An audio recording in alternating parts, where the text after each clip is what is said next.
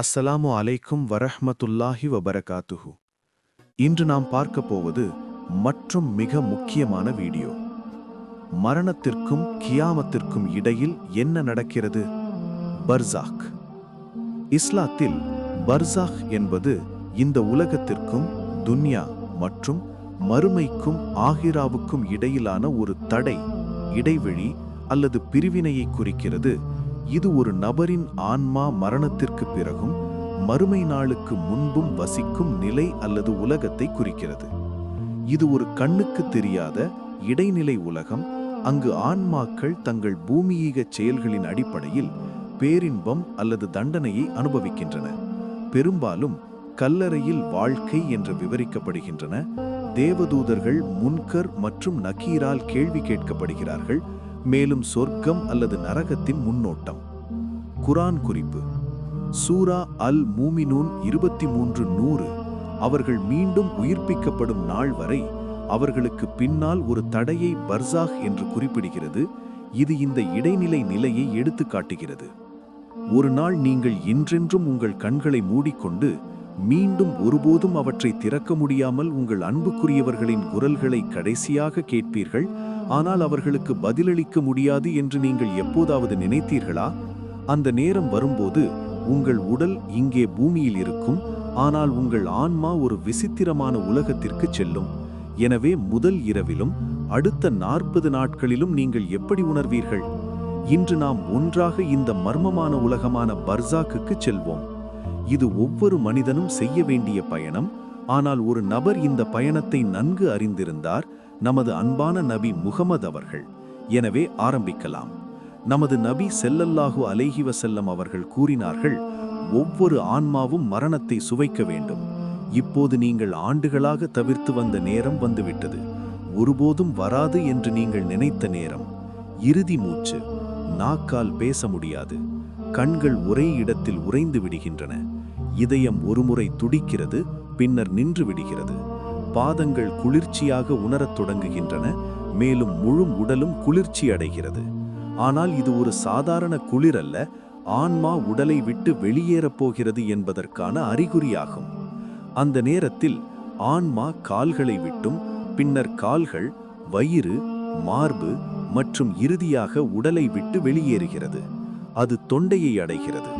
குர்ஆனில் ஆன்மா தொண்டையை அடையும் போது முழு உடலும் கத்திகளால் சுழற்றப்படுவது போல அனைத்து வலிகளும் ஒன்றாக வரும் என்று அல்லாஹ் கூறுகிறான். ஹதீஸில் ஆன்மா முதலில் உடலுக்குள் நுழைய விரும்பவில்லை என்று கூறப்படுகிறது. எனவே அது வெளியேறுவது கடினமாக்கப்பட்டது.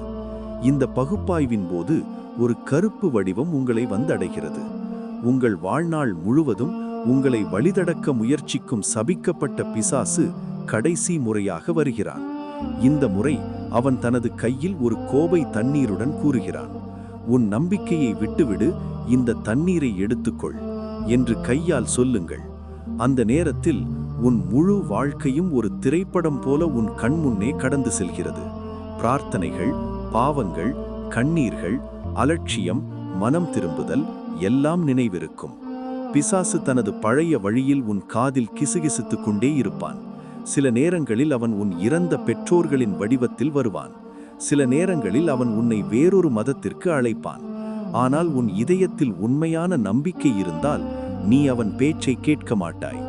வாழ்க்கையில் சந்தேகங்கள் மட்டுமே இருந்து உன் நம்பிக்கை பலவீனமாக இருந்தால் நீ எளிதில் ஏமாற்றப்பட்டு கடைசி நேரத்தில் கூட இஸ்லாத்தை விட்டு வெளியேறி விடுவாய். ஆனால் இது குறித்து நேரடி ஹதீஸ் எதுவும் இல்லை. இது பிசாசு ஒரு கோபையுடன் வருவான் என்ற விளக்க உரையில் உள்ள வசனம். இது கதைகளுடன் சேர்ந்துள்ளது. ஆனால் அதை கேட்ட பிறகு மனம் திரும்ப எளிதாகிறது. நபி ஸல்லல்லாஹு அலைஹி வஸல்லம் அவர்கள் கூறினார்கள், நீ இறக்கும் அதே நிலையில் நீ உயிர்த்தெழுப்பாய்.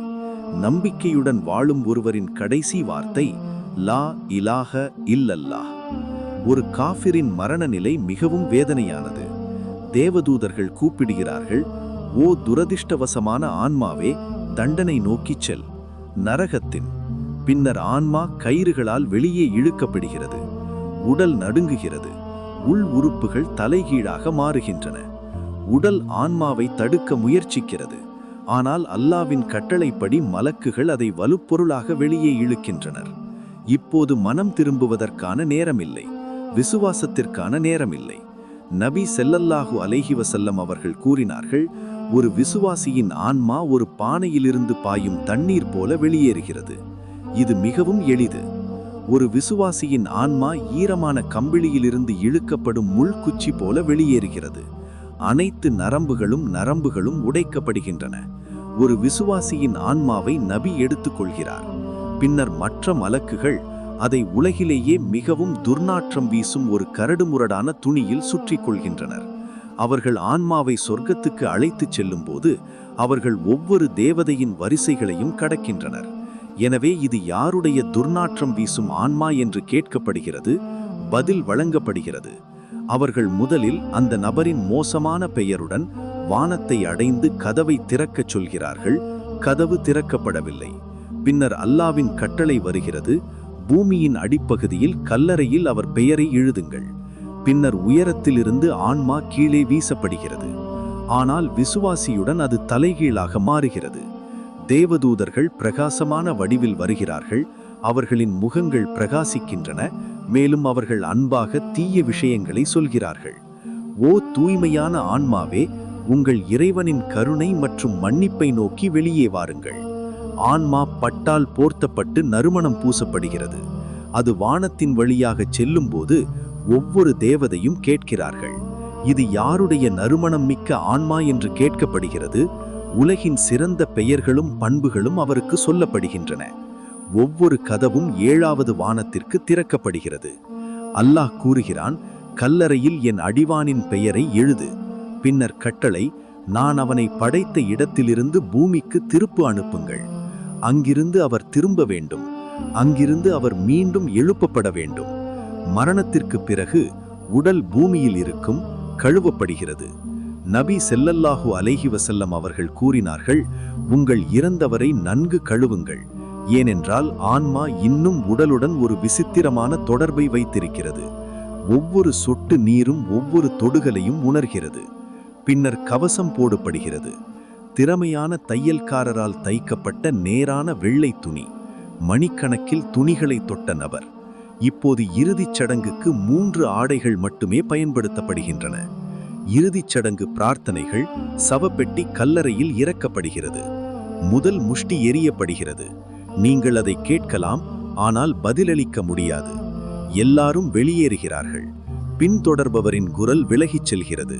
பின்னர் கல்லறை நடுங்குகிறது. சுவர்கள் விரிசல் விடுகின்றன.